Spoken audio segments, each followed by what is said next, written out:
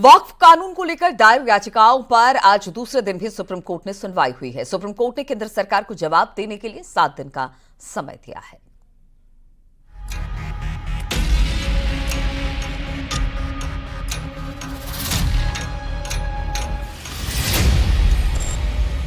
कि ये कानून कहीं ना कहीं संविधान के खिलाफ बना है। ये संविधान की जीत है, या किसी पक्ष की जीत नहीं है। Some of the politicians, some of the people in the society who have not got the mandate of the people, from the back door, they think that they will misuse the court.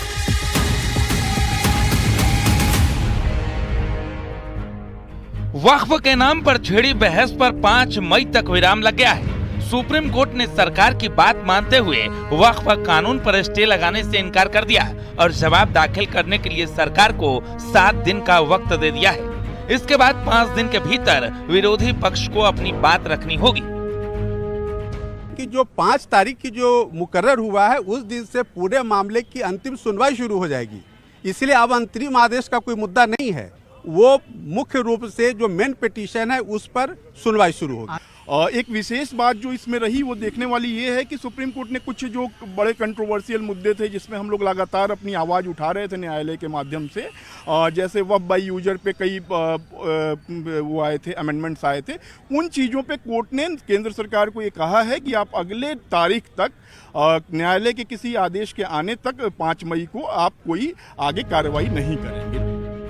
यानी कि जिस वक्फ bill पर joint parliamentary committee को 97 लाख ज्ञापन मिले थे, जिस पर जेपीसी की 38 बैठकें हुई और 128 घंटे चर्चा हुई, संसद से पास उस कानून पर 7 दिन का विराम लग गया है। लेकिन नए वक्फ कानून के लिए विरोधियों के लिए सबसे बड़ा झटका है। सुप्रीम कोर्ट ने नए वक्फ कानून पर स्टे लगाने से इनकार कर दिया और साथ ही आर्टिकल 26 पूरी तरह धर्मनिरपेक्ष बता दिया। इसी आर्टिकल 26 के आधार पर नए वक्फ कानून को चुनौती दी जा रही है। सवाल है कि क्या विपक्ष इस मुद्दे को लेकर कमजोर पिच पर बैटिंग कर रहा है? Bureau report, news 18।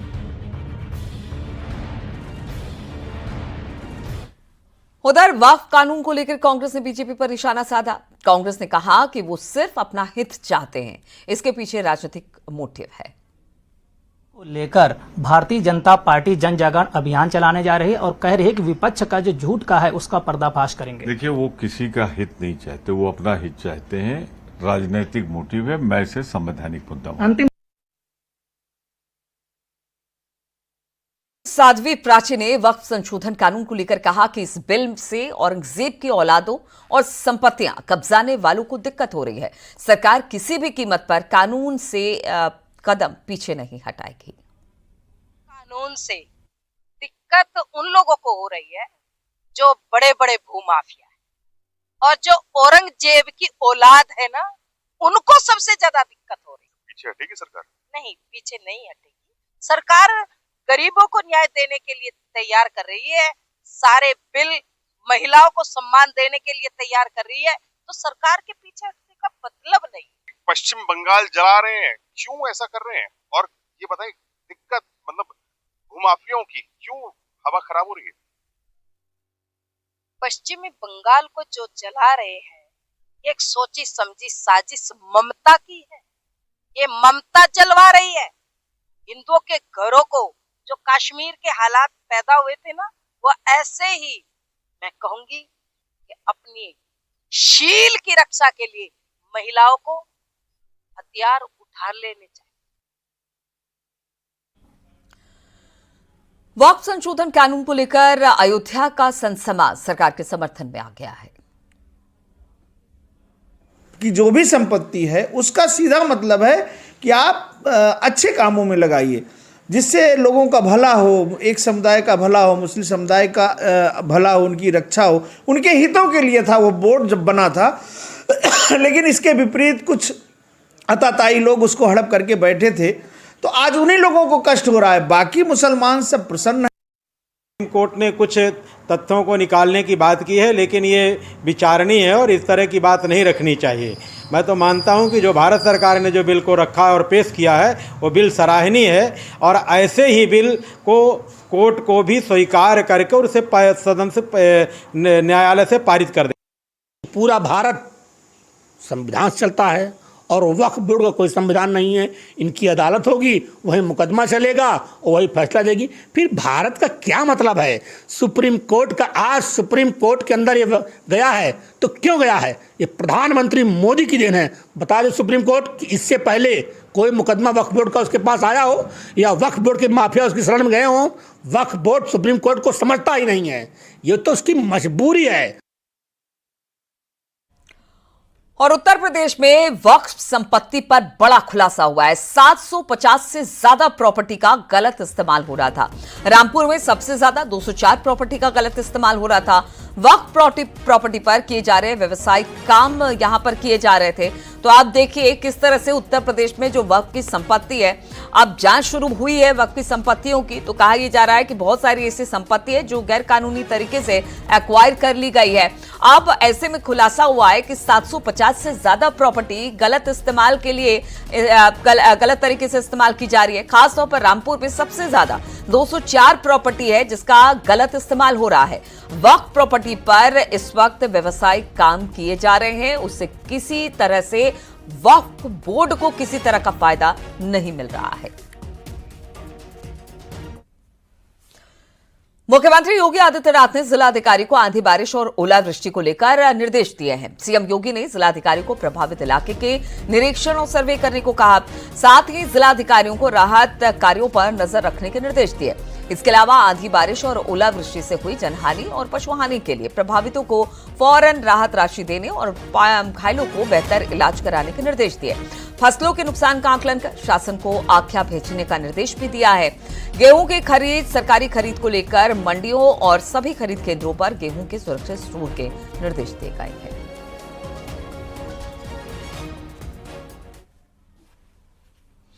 दिल्ली की मुख्यमंत्री रेखा गुप्ता ने पिछले दिनों एक न्यूज चैनल को दिए इंटरव्यू में समाजवादी पार्टी के मुखिया अखिलेश यादव को लेकर एक विवादित टिप्पणी दे दिया था, जिसके विरोध में समाजवादी पार्टी ने जगह जगह प्रदर्शन किया था।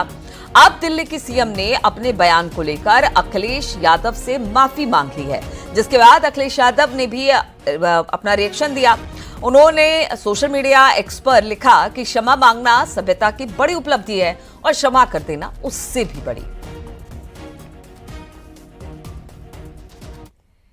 और संभल सीओ अनुज चौधरी को पुलिस मुख्यालय से बिल्कुल क्लीन चिट मिल गई है। एसपी लॉ एंड ऑर्डर ने शिकायत की जांच की और अमिताभ ठाकुर ने पोर्टल पर अनुज चौधरी की शिकायत की थी पोर्टल पर, जिसके बाद संभल के सीओ अनुज चौधरी पर पद पर रहते हुए धर्म विशेष पर बयान देने का आरोप लगा। जांच बिठाई गई, लेकिन अब जो सीओ है संभल के, वो बिल्कुल क्लीन चिट, उनको इस पूरे मामले से क्लीन चिट मिल गई है।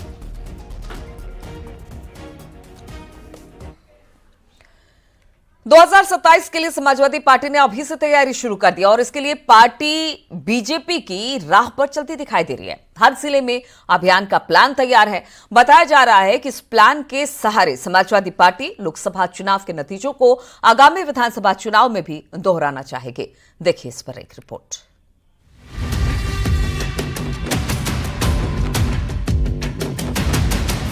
दो 2027 के चुनाव के लिए अभी से तैयारियां शुरू हो गई हैं। समाजवादी पार्टी अच्छे तरीके से जान चुकी है कि यूथ अगर बूथ पर डट जाएगा तो उससे उनका रास्ता आसान हो जाएगा। बीजेपी के काम करने के तरीके को अगर देखें तो साफ तौर से पता चलता है कि उनके यहाँ भी पन्ना प्रमुख की व्यवस्था है। निश्चित तौर पर बूथ सबसे महत्वपूर्ण यूनिट है और 5 ही क्यों, वहाँ तरह तरह से जैसी आवश्यकता पड़ेगी और ज्यादा से ज्यादा संख्या में जो कार्यकर्ता उतारने पड़ेंगे, वो निश्चित तौर पर समाजवादी पार्टी इंतजाम करने का काम करेगी। इस पहल के जरिए एसपी लोकसभा चुनाव में मिली सफलता को विधानसभा चुनाव में भी दोहराने की रणनीति पर काम कर रही है। जानकार भी मानते हैं कि बूथ को जीते बिना कोई चुनाव नहीं जीता जा सकता। कोई भी राजनीतिक दल होता है, चुनाव बूथ के बूते ही जीतता है। यदि बूथ उसका मजबूत नहीं होगा तो कोई कैंडिडेट चुनाव जीत नहीं सकता, क्योंकि बूथ की लड़ाई ही सबसे वो होती है। इसलिए भारतीय जनता पार्टी भी पन्ना प्रमुख का नाम दे लिए, चाहे बूथ प्रमुख उन्होंने कहा हो, ऐसे ही समाजवादी पार्टी ने भी तय किया है। 2024 के लोकसभा चुनाव के बाद समाजवादी पार्टी में एक उत्साह दिखाई दे रहा है। पार्टी चाहती है कि हर हाल में 2027 का रास्ता भी आसान हो। ऐसे में अभी से बूथ पर काम शुरू कर दिया है। लोकसभा चुनाव के बाद वो चाहती है कि 27 के चुनाव में भी उनका बेहतर प्रदर्शन रहे। तो कहा जाता है समाजवादी पार्टी हर बूथ पर यूथ के जरिए 2027 का किला फतेह करना चाह रही है। कैमरा पर्सन उपेंद्र के साथ अलाउद्दीन, न्यूज़ 18 लखनऊ।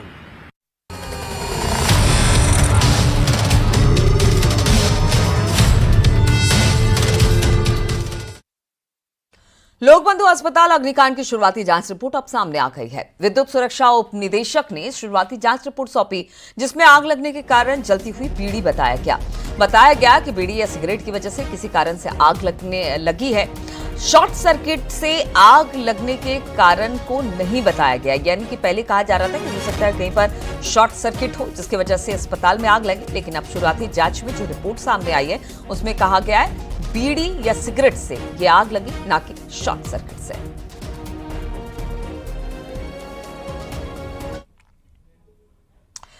और उन्नति फॉर्चून ग्रुप पर ईडी का शिकंजा। बिल्डर अनिल मिठास को गिरफ्तार कर लिया गया है। मनी लॉन्ड्रिंग के मामले में ईडी लगातार पूछताछ कर रही थी, छापेमारी कर रही थी। अब इसी मामले में अनिल मिठास को गिरफ्तार किया गया। 200 करोड़ रुपए की हेराफेरी का आरोप अनिल मिठास पर है। फ्लैट खरीदार निवेशकों के साथ हेराफेरी की है इन्होंने। अनिल मिठास पर 2019 में मुकदमा दर्ज हुआ था। कल ईडी ने उन्नति ग्रुप के 11 ठिकानों पर छापेमारी की, जिसके बाद आज अनिल मिठास की गिरफ्तारी हुई।